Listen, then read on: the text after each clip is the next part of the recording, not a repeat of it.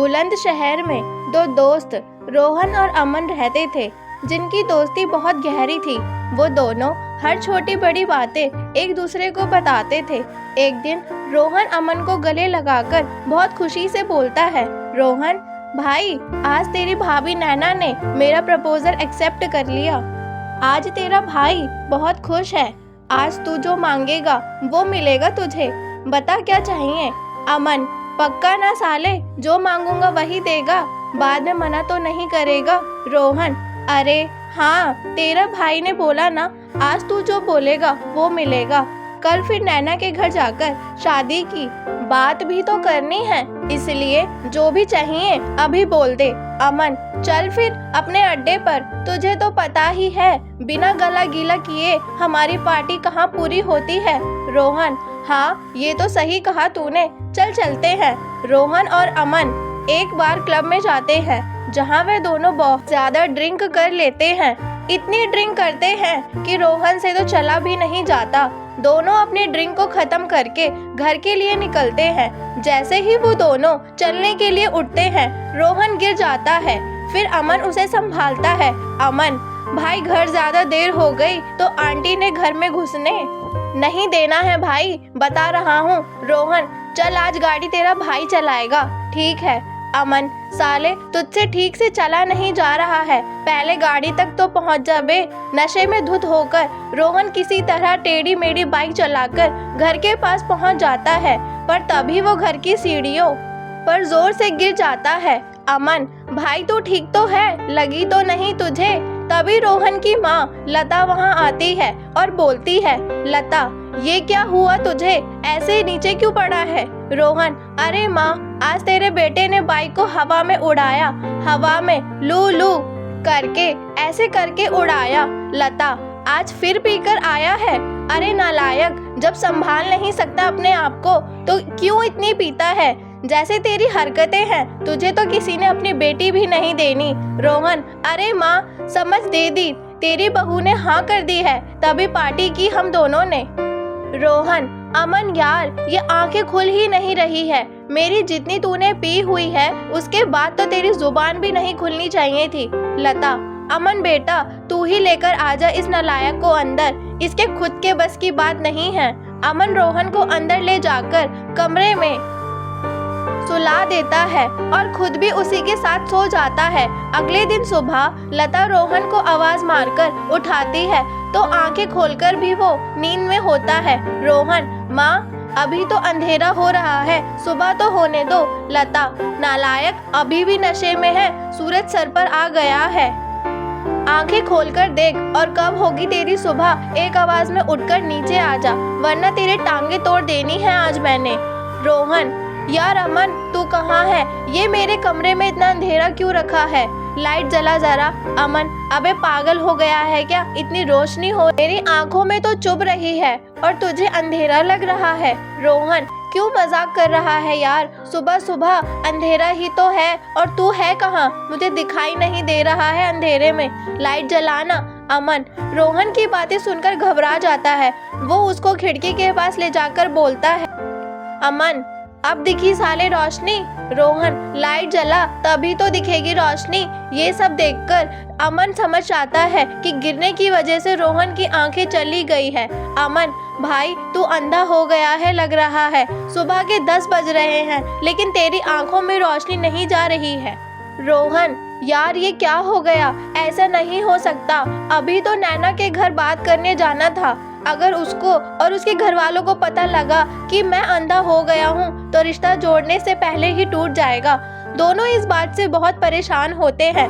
लता उन दोनों को नीचे से आवाज लगा रही होती है, जिसे सुनकर अमन रोहन को संभालकर नीचे लेकर जाता है। रोहन प्यार का मारा अपनी माँ को सच बताने की जगह नैना के बारे में बताता है। जब लता अपने बेटे के प्यार के बारे में सुनती है तो खुशी से बौखला जाती है और बोलती है, लता सच्ची तुझे लड़की मिल गई? शुक्र है भगवान का, तुझे किसी लड़की ने पसंद किया, वरना तेरे लक्षण देखकर तो लगता ही नहीं था कि कोई लड़की तुझसे शादी करेगी। अब मेरे घर भी बहू आएगी, मैं अभी तैयार होकर आती हूँ, फिर हम नैना के घर चलेंगे। लता तैयार होने चली जाती है और अमन भी रोहन को तैयार कर देता है। तीनों नैना के घर जाते हैं, जहाँ पर नैना की माँ कमला उनका स्वागत करती है और सबको बैठने के लिए बोलती है। ना दिखने के कारण रोहन नैना की गोद में जाकर बैठ जाता है। ये देखकर कमला बोलती है, कमला बेटा वहाँ शादी के बाद बैठना, अभी फिलहाल सोफे पर बैठो। रोहन माफ करना आंटी जी, दोनों परिवार मिलकर रिश्ते की बात करते हैं। इस बीच नैना रोहन को ही देख रही होती है और रोहन इधर उधर देख रहा होता है। तभी नैना रोहन को कोहनी मारकर बोलती है, नैना तुम्हारे बगल में बैठी हूँ मैं, इधर उधर क्या देख रहे हो। ये सुनकर रोहन अपने मन में कहता है, रोहन मन में इधर उधर तो तब देखूंगा ना जब कुछ दिखेगा। हे भगवान, इतने समय बाद मुझे मेरा प्यार मिला, वो भी पूरी तरह मिलने से पहले ही आपने मुझे अंधा कर दिया। नैना बोलोगे भी अब कुछ या नहीं। रोहन बेबी पूरी जिंदगी अब तुम्हें ही तो देखना है। दोनों के घर वाले एक हफ्ते बाद की शादी की डेट फिक्स कर देते हैं, लेकिन रोहन अपने अंधेपन के लिए बहुत परेशान था।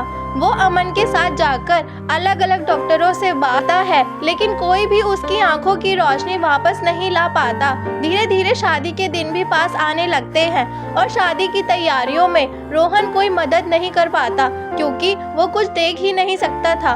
वो अकेले कभी कहीं तो कभी कहीं टकराकर गिर जाता था। ये सब देखकर लता रोहन से बोलती है, लता ये आंखें क्या किराए पर देकर आया है जो इनसे दिख नहीं रहा है तुझे। ऐसा बोलते ही रोहन रोते हुए अपनी माँ को सारा सच बता देता है। लता नालायक, तुझे कितनी बार कहा है इतनी मत पिया कर, लेकिन नहीं, तुझे कहाँ कुछ समझ आता है। तुझे तो पीना जरूरी होता है। देख ले अब अपने पीने का नतीजा। जो उस दिन तूने इतनी नहीं पी होती तो आज अंधा नहीं होता। रोहन माँ अब हो गई ना गलती, माफ कर दो। लता माफ कर दो? अरे नालायक, मेरे से तो झूठ बोल चल जाएगा। कम से कम जिसके साथ जिंदगी बितानी है उसे तो सच बता देता। ऐसे धोखे देने से रिश्ते नहीं जुड़ते। अमन हाँ भाई, आंटी सही कह रही है, नैना को सब कुछ सच सच बता दे। लता और अमन की बात मानकर अगले दिन वो उसके घर जाता है। वहाँ सभी मेहंदी की तैयारी में लगे होते हैं। दूल्हे को अचानक अपने घर देखकर कमला और नैना उसके पास आकर बोलते हैं, नैना अरे रोहन तुम यहाँ, कुछ काम था? तुम क्या देख रहे हो? मैं तुमसे बात कर रही हूँ, मेरी तरफ देखकर बात करो। रोहन मैं जहाँ भी देख रहा हूँ तुम उसी तरफ आ जाओ, क्योंकि मेरी आंखों की रोशनी जा चुकी है, मैं देख नहीं सकता। नैना ये क्या मजाक कर रहे हो तुम? अमन सबको सारा सच बताता है, जिसके बाद रोहन बोलता है, रोहन मैं अपने रिश्ते की शुरुआत झूठ की बुनियाद पर नहीं करना चाहता था। मानता हूँ तुमसे प्यार करता हूँ, पर शायद ये सच बताने के बाद तुम्हें हमेशा के लिए खो दूंगा। लेकिन झूठ बोलकर तुम्हें पा भी लेता तो कभी तुमसे नजरें नहीं मिला पाता। तभी अमन रोहन के कान में मजाक में बोलता है, अमन अबे साले, नजरें तो तू सच के बाद भी नहीं मिला पाएगा। रोहन साले तू चुप कर, फ्लो मत बिगाड़, चल भाग यहाँ से। रोहन अब जो भी तुम्हारा फैसला होगा मुझे मंजूर है। रोहन का इतना बोलने पर अमन और लता वापस जाने के लिए मुड़ते हैं और रोहन वहाँ खड़ा खड़ा अमन से बोलता है, रोहन अबे साले अब पकड़ कर ले चल। सारे डायलॉग की ऐसी की तैसी कर दी। अबे कहाँ गया? अकेला तो नहीं चला गया? निकम्मे अमन। रोहन खुद धीरे धीरे चलने लगता है, तभी किसी चीज से उसका पैर टकरा जाता है और वह गिरने वाला होता है, लेकिन नैना उसे संभाल लेती है। रोहन उसे अमन समझकर बोलता है, रोहन साले कहाँ चला गया था तू? हाँ मुझे छोड़कर कहाँ चला गया था? अभी गिर जाता मैं। नैना मेरे होते हुए तुम कभी नहीं गिरोगे रोहन। जिंदगी के इस मोड़ पर मैं तुम्हें अकेला नहीं छोड़ूंगी। मन में वाह यार, स्पीच आखिर काम कर ही गई। लव यू भाई अमन, ये तूने ही लिख कर दी थी।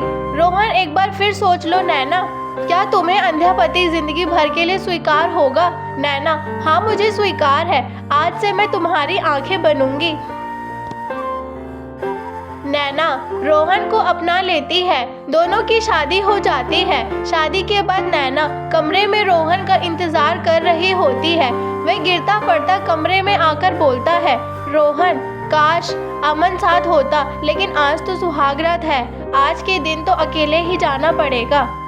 नैना संभालकर रोहन को बेड के पास लाती है। रोहन नैना की गर्दन दोनों हाथों से पकड़कर बोलता है, रोहन, अरे ये तुम्हारी कमर इतनी पतली और ऊपर कैसे हो गई? नैना, बेबी वो मेरी गर्दन है, अपना हाथ मेरे हाथ में दो।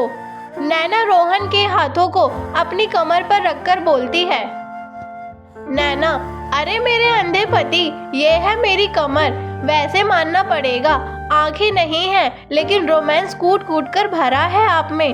रोहन, रोमांस के लिए आंखों की क्या जरूरत? नैना, अच्छा तो किसकी जरूरत होती? रोहन नैना को गोद में उठाता है और अंदाजे से बेड पर लिटा देता है। उसके बाद वो दोनों अपनी शादी की पहली रात को एंजॉय करते हैं। इसी के साथ नैना रोहन को अंधे होने के बाद भी अपने पति के रूप में अपना लेती है और रोहन की आंखें बनकर उसकी जिंदगी में खुशियां भर देती है।